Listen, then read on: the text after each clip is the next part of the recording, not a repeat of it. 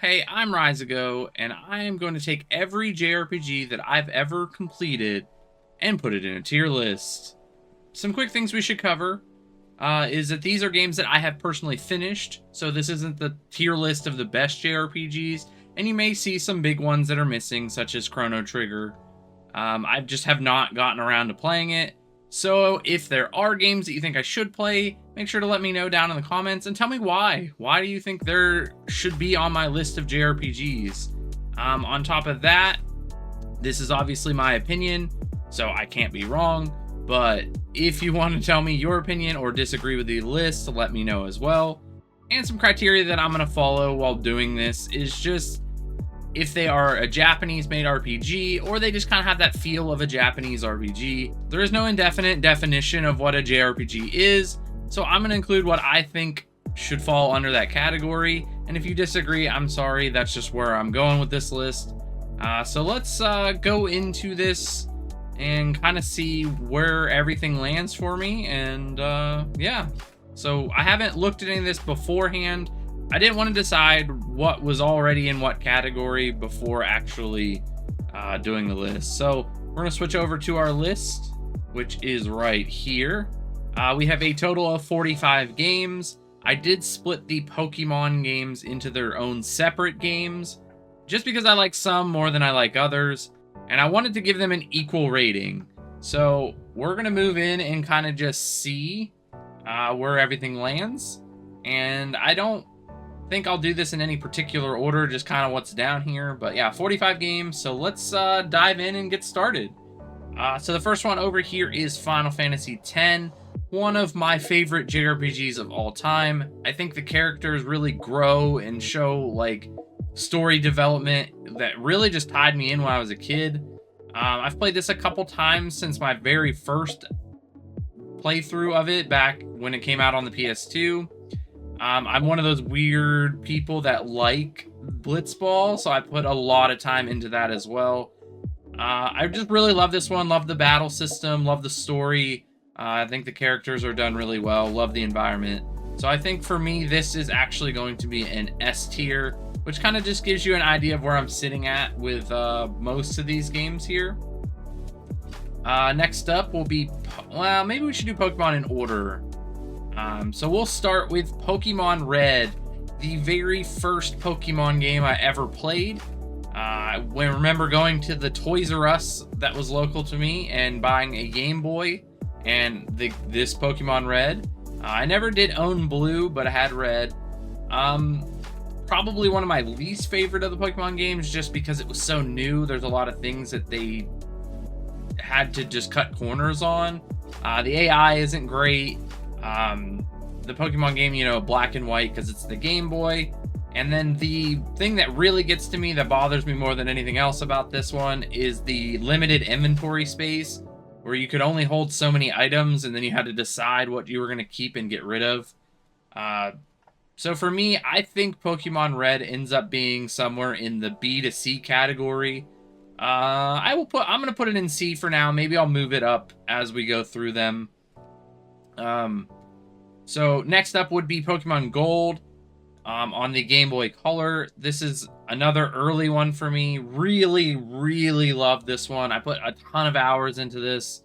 Had pretty much every Pokemon in my in my box at a level 100 because I just played it all the time. Went through a ton of batteries. Had that little extension light because I would try to sneak and play it at nighttime when I was supposed to be going to bed. But this one I really, really enjoy. I love Johto and that you can go to Kanto and then you see Kanto with, not in black and white. They fixed the inventory system a little bit in this one, so it was better. I don't think any Pokemon story is like overwhelmingly great, but I think this one does okay. And I will do this one. I think this is a little bit better than Red, so we'll put this one at B. That's a more nostalgia for me. I think it probably didn't age as well, especially because of Heart Gold, but we'll get to that. What is next? I guess technically what would be next would be Sapphire. So we'll go Pokemon Sapphire, which I remember putting a ton of time into. I remember the little commercials on TV as well, like when they were advertising this, where they have like zigzagoons and stuff on people's heads. I don't really know why that was the commercial campaign there, but I remember picking this up, getting a used Game Boy Advance. It was the clear purple one. And I played a ton of this one as well. This is probably one of my favorite regions just because of all the water and how it's like island based. And I really like a lot of the Pokemon designs in this one. So I think this one will probably also fall in B category for me. They're just monster collectors at the end of the day. If they had a stronger story, I think I would move them up higher. But I think B is a good place for Sapphire. Next will be Diamond and Pearl. I never had Pearl, so I only ever played Diamond on the DS when it came out.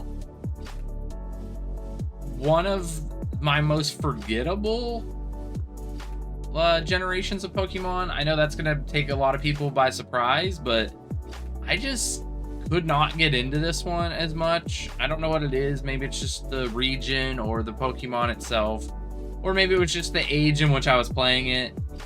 So not as great. They did a lot of things. It's more like a 3D chibi design. So they kind of were moving into that next generation of graphics. So I gotta respect there. And yeah, they were just expanding on things, adding abilities, well, more abilities, and kind of balancing the game out a little bit. So I think Diamond and Pearl does a good job. I just personally don't find it as one of my favorite.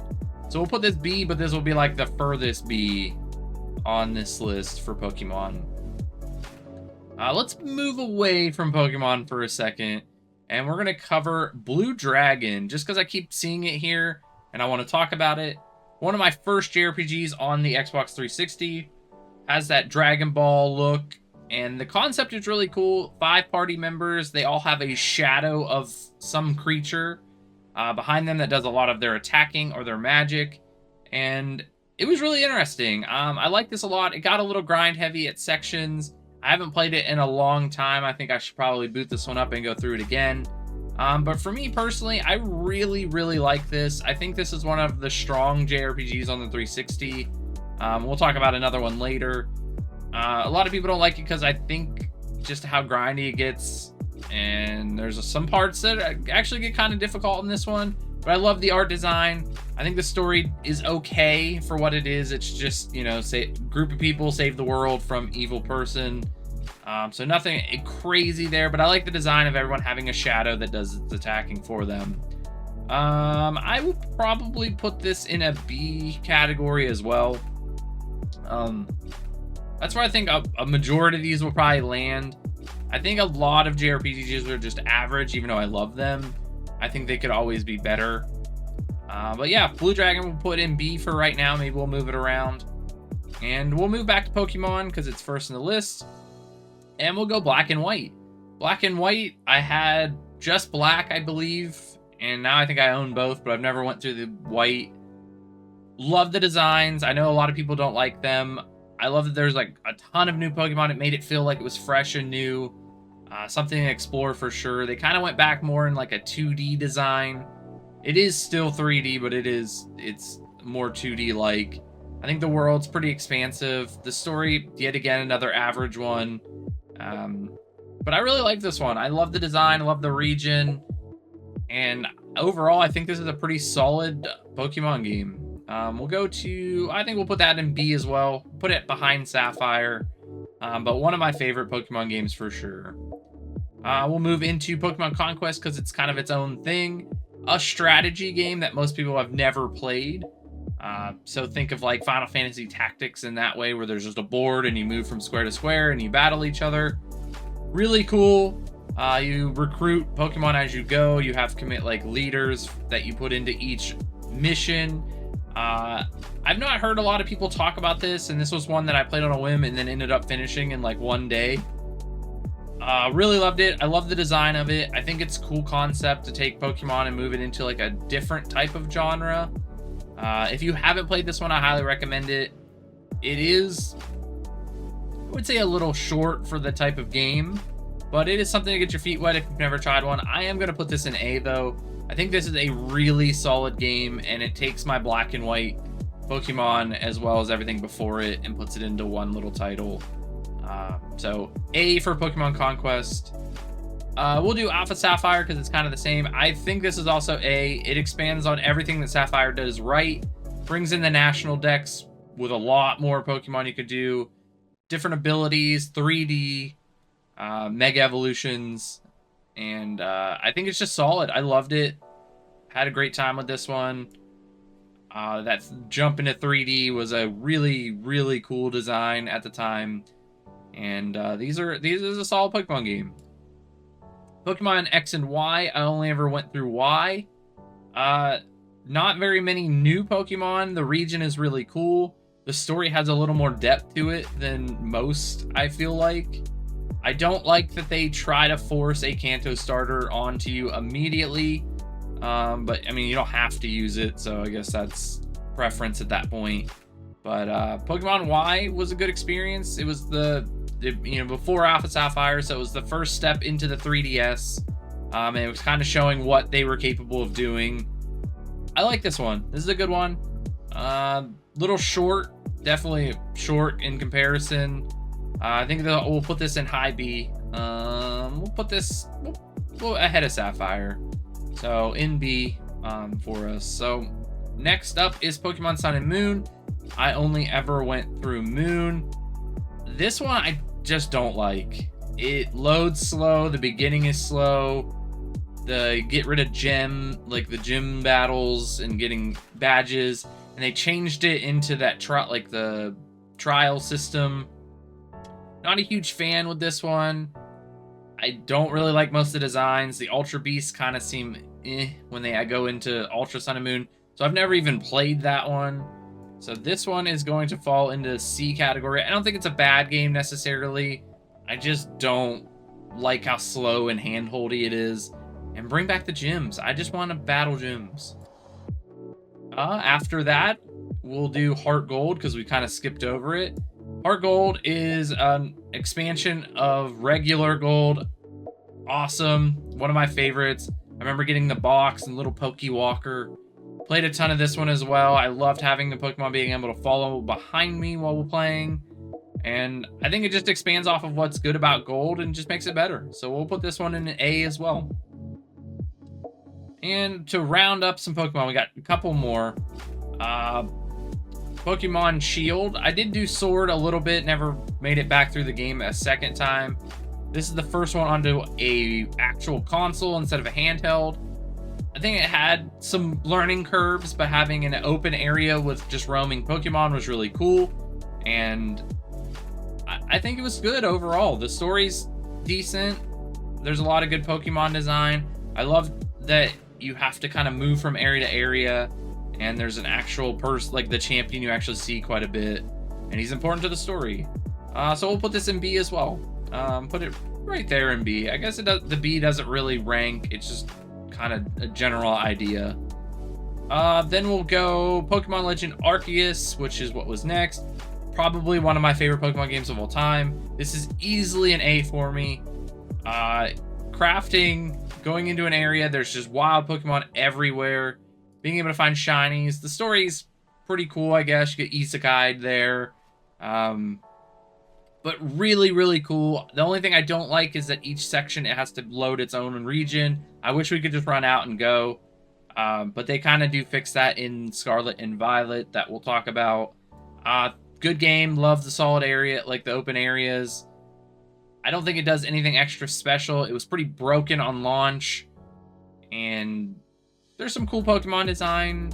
They focus a lot on like former Pokemon though. But I love being able to just explore everywhere, and then they split into like gyms and the battles with the evil team and helping save that dog and doing the big totem Pokemon. I don't know what those were called in that game. Can't remember. I think this will be a nice B as well. Now that we finally moved back, or now that we finally moved past Pokemon, I need a drink. My throat's drying out. Missed one. Pokemon Black and White 2. I did play at some point. I'm not gonna go too much into this one. It's basically like a direct sequel to Black and White. So the world is kind of different from it was in the previous events. Pretty cool design. I like the idea of that. And it just feels more like Pokemon Black and White, just an expansion of it. So can't really go too much into it. I can't put this in A or in C because it's basically the same game. All right, now we're done with Pokemon. Let's move into Nier. Nier, probably one of my favorite games of all time. I have both of them on here, so we'll kind of talk about them at the same time. Nier, for the US release, follows a father trying to save his daughter from a incurable disease, but he's determined to find something. We find a bunch of different party members as we go, and to kind of expand on the lore. I don't want to go into too spoiler heavy. It's an action RPG, has a very solid story. The soundtrack is amazing in this game. And I played this on the 360, and I know that a lot of people probably didn't play this because I feel like no one ever knew what it was when I talked about it. But this is one of my favorite games of all time. Is it better than Replicant, though? I think Replicant makes the combat more enjoyable, and I think the brother story makes a little more sense in the context of things, which is what it was originally supposed to be. So I'm going to put Nier in A and Replicant in S. So I think it does a bit more, like I said, with combat. Obviously, it loads better, and you get another ending in that version, which is pretty cool. But I'm not going to go into any of the story to spoil anything. Nier Replicant, like I said, one of my favorite games of all time. I own the white box version of it, which was a ton of money. And then based on that, we'll go on to Nier Automata. And this one, also very, very good. I like the story more in Replicant, but I think the battle and like gameplay sections of Automata are better. I like that we have a companion, like another human companion with us that is quite different than the main person, as Nier games typically do. I really like this one as well. I think this is an A. I probably should go through more of the endings, because I never got through all of them, but there's a ton of different ones. And this takes place like after Nier, where kind of the world is... It's kind of ran by like androids, I guess. But you uncover a lot of things. It's definitely worth a play, and the action RPG, like gameplay, just running around and destroying stuff is very, very fun. Boss fights, always unique, as Nier games typically are. But we're going to put that one in A. It's just, I like Replicant better. That's really only it. Those could be interchangeable. So then we'll go into Bloodborne, my favorite Souls-like game. Something about the aesthetic of being like medieval, like old-timey, like, and it's real dark. I love the idea of being a hunter and collecting blood vials, and it's so fun. It's the game that got me into the Souls, because I've played 1 and 2, like Dark Souls 1 and 2, and I could never get into it. Bloodborne being a little bit faster and a little more tactical when it comes to like parrying. I think really what drove me into it. I love the design. Everything's pretty gross, and I think a lot of people get turned away because the first boss, the camera does battle against you, but it kind of adds to the charm, because it's like, all right, well, what is this game going to do to make it more difficult? But really love the Souls games, and I've played every one since. So I think this is an A for me as well. Trials of Cold Steel, the very first one. Only one I've played. I really enjoy my time with it. Kind of long. I like the battle system. I think the characters kind of grow. The ongoing like concerns of war and regions and countries battling with each other is kind of neat to add in. I should probably move on to the story before I could say anything else about it, really, because this is kind of setting up all the characters and getting to know like the class. But I really like it. I like that you go on missions. I love that you build relationships with everyone. I think it was a good game. I really like it. I don't love it as much as everyone else does, but I think it's definitely A quality. Little Town Hero is one that I played recently on the... Well, I played it on the PS4, but it's also on the Switch. A card-based... I don't even know how to explain it. You have like a board, like a game board, and you can move, and then you have to build up like attacks and defense, and you have to take the hearts down. The only thing I don't like about that battle system is you only ever bought like fight people like that is boss fights. There's no like other enemies. When you fight a human character, you just stand like across from one another and attack. There's some charm to this. This is Game Freak as well. This is something that's not Pokemon that they did. I think they had some cool ideas. I don't necessarily think it's the best game ever, but I did really enjoy my time with it. Kind of on the shorter side, and the battle system is something you have to get used to. But once you do, I think it's not too bad. I ended up 100%ing this when I played through it, and I think this, for me, is a nice B quality game for me. I don't think it does anything extra crazy, but I don't think it's bad either. Trials of Mana, which is a updated version. This is like the remaster, not the original. Took me a while to get through this. I played a lot of it, roughly like around when it came out. And then I kind of just got old in a way. And then I took a break from it, came back. I ended up finishing it in a couple days. I was really into it at that point. So it might have just been me feeling burnout when I originally played it. Nice little action adventure. You can pick different characters at the beginning of the game, which will determine how your story progresses and goes, which I think is kind of neat. Not too crazy of a story. Evil guy takes over. I think he kills like the main character's dad or something, and then you have to chase him down. Nothing too crazy. I love the growth of the characters throughout this, and when you upgrade, it makes you feel like you upgrade. And I had a good time with it. I think that's another B for me. Ni no Kuni 2. I like the series a lot. I think the first one is better than this one. I love the kingdom building. I just wish there was a little more to it. The skirmish battles I could probably do without. I always loved the Ni no Kuni, how you kind of just use emotions or go from world to world to figure it out. I don't particularly love Evan as a character, and he's ends up being the king of the new kingdom. But overall, I enjoy my time with it. It's it reminds me of like Tales games where you have an arena that you battle in. So it's not necessarily turn-based, but the battles go quick enough that, it doesn't feel like a chore when you're playing it. I do love the characters, love the design, love how the story progresses. I wish there was, like I said, a little more for the kingdom building. And then the skirmishes, I don't really feel like they needed to add. But I'm going to give this one a B. And then we're going to go into Ni no Kuni, which is an amazing game. A lot of people, I feel like, don't like this one as much because it's slower. You have familiars in this one that they end up doing most of the attacking for you. And you can evolve them as a kind of like a monster collector. The story hits you right in the feels immediately as it starts. And we follow Oliver as he tries to find his mother. Really cool design. Love the game. Didn't know I would get as attached to it as I did when I played it, because I played it late in comparison to when it came out. And honestly, this one caught me off by like surprise that I like this as much as I do. I think this is an A tier. There are some things I wish it would do a little more of, like expand on some of the characters a little more.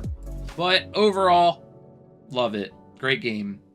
Enchanted Arms, probably one of the weaker JRPGs on this list. I personally like it as you collect, I don't remember what they're called, but you collect like enemies that can, or like comrades that can fight for you. They're all different. They could be creatures, humans, and you fight turn-based but in a grid system. So there's like a 3x, I think it's like 3x3, or I can't remember, but there's a grid, and each one of your attack covers certain sections of the grid based on what they are.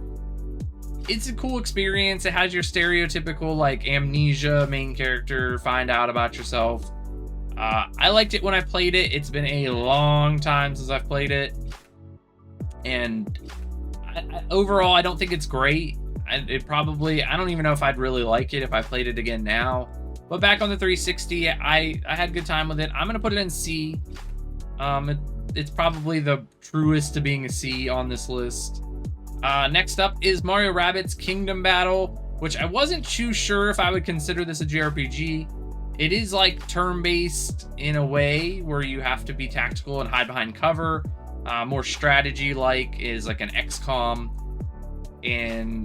But I really liked it. I think it's done well. There's some good humor in there. I love the way it looks. And the second one obviously expands more on everything and you get some more party members. But this one, for a basic first attempt, I think ended up being really good. I love this game. I love the way that it works. I'm a sucker for Nintendo, so this is going to be a little B for me. And since we're talking about it, we'll go into Sparks of Hope. Like I said, they expand on the character roster. They add a little more difficulty, add some new abilities, make it much longer than the other one. And I really like this one as well. I think they did what they should do. You expand on the previous game, and I think this belongs up in the A category. I'm not sure if those are JRPGs, but I'm gonna count them. We'll go Digimon. So Digimon Story Cyber Sleuth, which is a Digimon monster collector. Pretty generic story in the aspect of we're just collecting Digimon, and then cyberspace starts to spill over into the real world. So for me, I think these Digimon games, because these are direct to each other, they're kind of sequels, and you'll have references to the first one and the second one. I think they're pretty solid. The stories are okay. Hacker's Memory story, I think, is much better than that first one. I love the collecting. I love digivolving and de-digivolving to get your monsters to be way stronger. And overall, they do add some challenge in the endgame stuff. So I think both of these sit for B for me. Hacker's Memory, like I said, a little bit better story. Adds some more of the Digimon that were missing in the first game. But a lot of like tedious side stuff if you're trying to grind for materials. And I don't like that the side missions, you'll finish them and then they'll come back and be the exact same ones. I think you either let us do them and then they go away, or like you try to make them different. Just my opinion. So I think they're good, solid B. Dark Souls 3, it's probably another B for me. I enjoyed my time with this one. This was my first Dark Souls that I finished outside, like after Bloodborne. I think it's good, fun. I think the world's cool. I don't think this one's as challenging as most of the other Souls-like games. And overall, I had a good time with it. I spent a few days with it, just in a row, finishing it up. I think it's good. I don't really have too much to say about this one. I think it's just a good, in the middle of the road JRPG. Next up is Knights of Azure, which is I don't really know. You go to a hotel, you get like little familiar creatures. They fight for you as you go, but you can also fight yourself. Just makes it easier having them around. They each have their own abilities. There's a ton of fan service in here, which to each his own. It doesn't bother me. It's okay. I think this is just a nice little C. I've never played the second one, but I would assume they expand on it a little bit more. But I think this is a C JRPG for me. I just don't have a lot to say about it. I played through it, enjoyed my time with it, but I don't think I'd ever go back to it, which is, I don't know if that's a good or a bad thing. All right, now we're going to get into some heavy hitters, huh? These are some ones that people want to know about. So Final Fantasy VII. I think it's a very, very good game. The story's good. I played this when it came out all those years ago. I've not played it ever since. I remember having a great experience with it. I don't remember most of the details with this one. Not my favorite Final Fantasy. And you might not, hot take here, this is an A for me. It's a high A, not quite an S. But yeah, good, love the characters. The design's cool. I always kind of like the fantasy setting a little more though, than kind of like the steampunk-like that they have in that. And then that was like their transition into a more like all human cast. Actually be human. Then we'll move into Final Fantasy 15, which the first like 70% of this game I absolutely adored. And then after certain events, it changes and I don't particularly like it then. Some good side missions. I like it's a boys trip and we have to fight the evil that we come across. I really enjoy it. The opening scene cuts you, it just brings you right into it. It had perfect music and it made me laugh because their car breaks down and they have to push it together. Good experience. I do want to go back to this. They changed away from the turn-based system in this one, so attacking is much faster, which I think brought in a lot more people into the series, and they've kind of stuck with that fast-paced action combat ever since. I think it's a good game. I enjoyed it. That back 30 really kills it for me, that 30%. So we're gonna put that one in B. Elden Ring, in what can I say? This is probably the perfect Souls game, right? Massive world, interesting people, good lore. There's just a lot to it. The bosses are difficult. I loved it. Got to play with a bunch of friends at the time that this came out, so we all played together, sort of.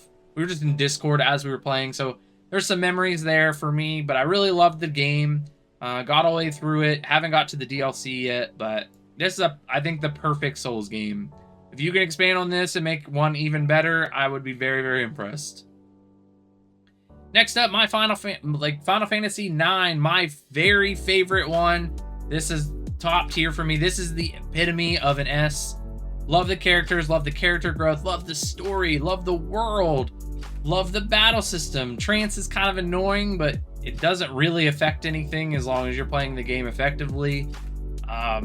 Just love some of the moments. The cinematics are really good for the time. The soundtrack I listen to randomly sometimes. I'll just turn it on and listen to it because it's so good. My favorite Final Fantasy game of all time. That's it. This is the one for me right here. This is the S tier of JRPGs. This is the game that really got me into JRPGs that were like, I played this and then I'm like, what else does this have to offer? What else does the JRPG genre have for me? But that is top tier S for me. And then we go into Yakuza Like a Dragon, which is another S tier game for me. Turn-based system, but it's kind of like real time where you're kind of flowing and moving. You're not just standing in a line. It is adult-based, unlike a lot of these other JRPGs where they follow like a teen protagonist. This is a 40-year-old man. He's just getting out of prison. He meets up with a bunch of different people. Is trying to figure out why what events took place. He's really obsessed with Dragon Quest, so they really dive into that side of things. Love it. There's a lot of like side stuff to it as well. Like there's like a business builder, and there's like a underground like trial system basically where you have to clear out enemies in waves. I love this. There's go-karting. There's so much to this. There's the humor of Yakuza. I think the battle system does well. The only side note that I would say isn't great would be the fact that there's difficulty spikes out of nowhere, where like you'll go through the story and you're just moving along, you get to a boss, and he destroys you. You need to be like 20 levels higher. It's kind of a way to expand the game maybe, or they want you to explore other areas, but man, when they pop up and you get rolled, you're just like, come on, I don't want to grind, I just want to go through the story.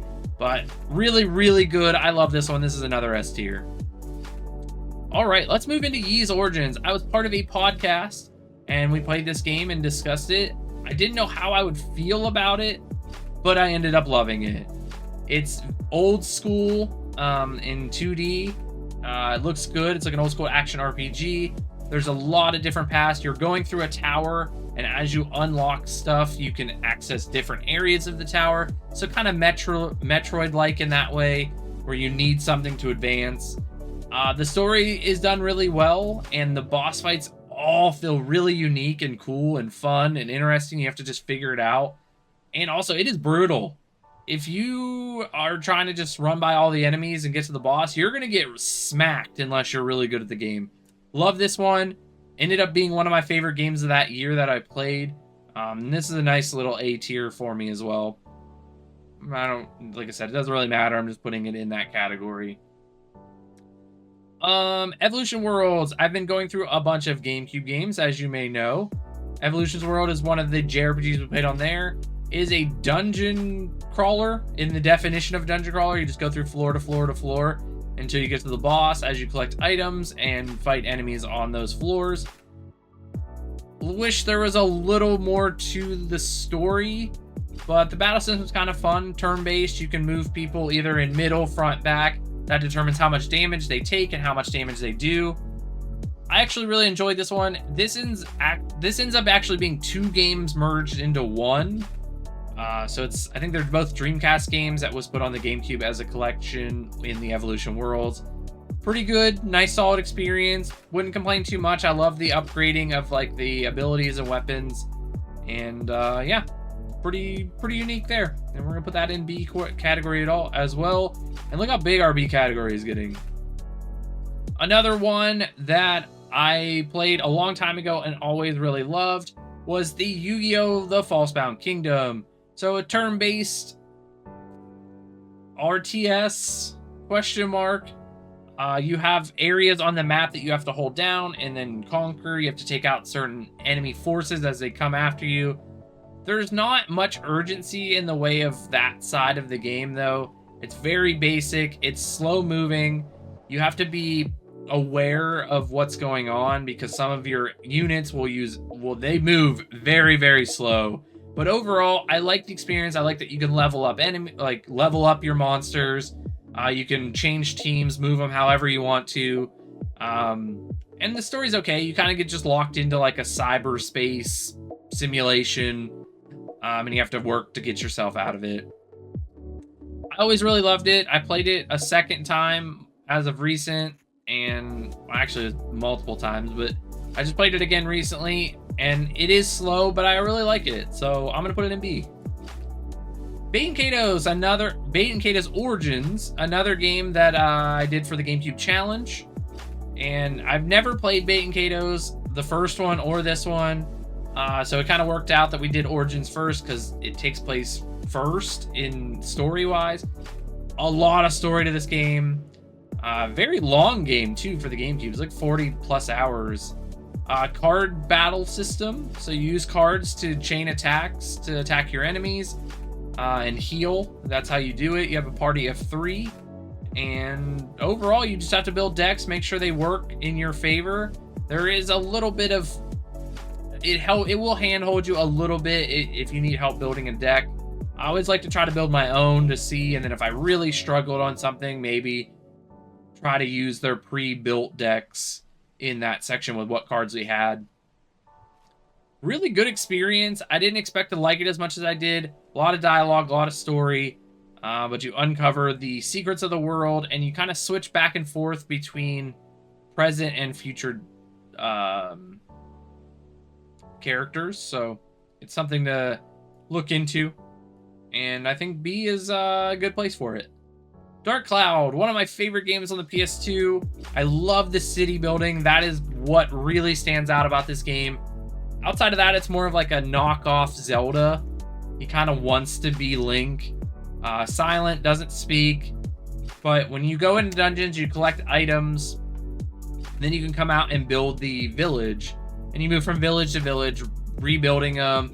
The people will tell you what their needs are, what they want, things like that. And I always loved it. I need to go through the second one. I know they changed kind of what it looks like. It's more like anime looking, I guess. But I really should go through that one. But Dark Cloud for me, awesome. I love it. I know a lot of people don't.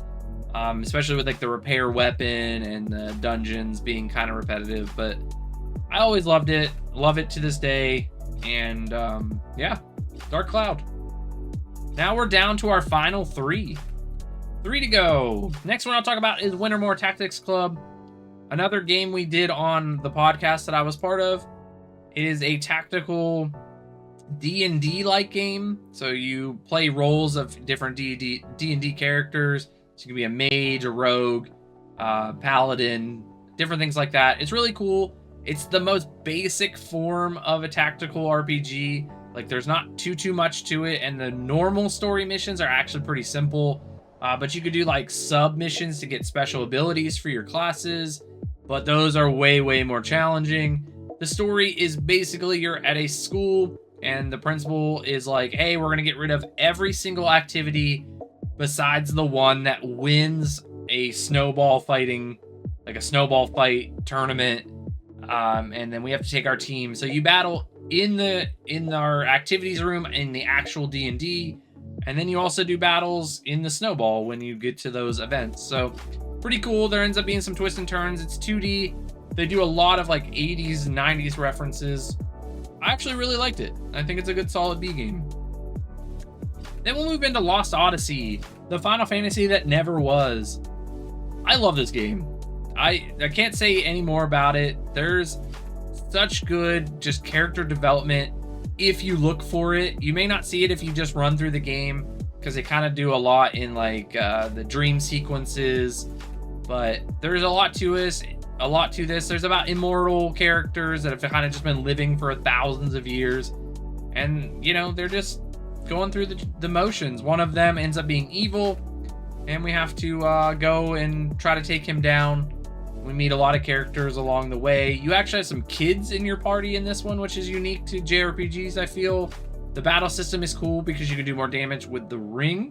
There's like a ring that has to close, and if you time it right, you can do more damage. And overall, I really, really like it. I think the story's good. The environments are cool. The story concepts of having to deal with loss and love and growing up and just seeing all these people that you know die around you as you're immortal really does take some toll on you for sure. So this is going to be an A for me. I really love Lost Odyssey. Here's our last one, Renaissance of Fate. An interesting game with a combat system that I've never seen to this day. So it's gun-based battle system, but if you use a machine gun, it does like potential damage. So it will show the bar in blue. But then if you shoot that person that you just attacked with a machine gun with a handgun, then that potential damage becomes real damage. But if you don't, then you don't get any of that damage. So there's a lot of strategy to that. You can also move your characters to run across the arena, so you can kind of set up so you can protect yourself. It's a really, really unique battle system. The story is okay. I don't think it's anything to really go like, oh, this is the best story I've ever played. But the battle system does a lot, and I love that you have to unlock little grid quadrants to move to new cities and different floors of this tower, because the outside world is unlivable.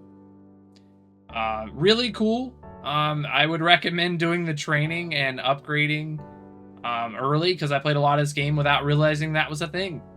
But Renaissance of Fate, or End of Eternity if you want the PS4 version, which I own over there as well, but I haven't played the PS4 version, so I don't know if it's any different. And I will put this one as B as well. So that will cover everything that I've ever played. All 45 JRPGs are on here. And yeah, it's a lot of Pokemon, I know, but every time they come out, I have to play them. I end up finishing them. Something me and my wife always do. A lot of JRPGs. I want to get into more. So as always, like I said, if you just see something on here you think I should play, let me know. Tell me why, and I'll look into it as I continue to try to tackle my backlog of JRPGs that I want to get through. But this is my total list. Let me know what you think of this list in the comment below, what you agree, disagree on, and I just wanted to do something different. So if you did make it to this point in the video, make sure you hit the subscribe button, like this video so we can have other people look at my JRPG tier list. I want to know what everyone thinks about it. If you would put a game in a different category, cool. But until then, thanks for hanging out with me, and maybe we'll do this with something else in the future. You just have to let me know in the comments. But until then, peace.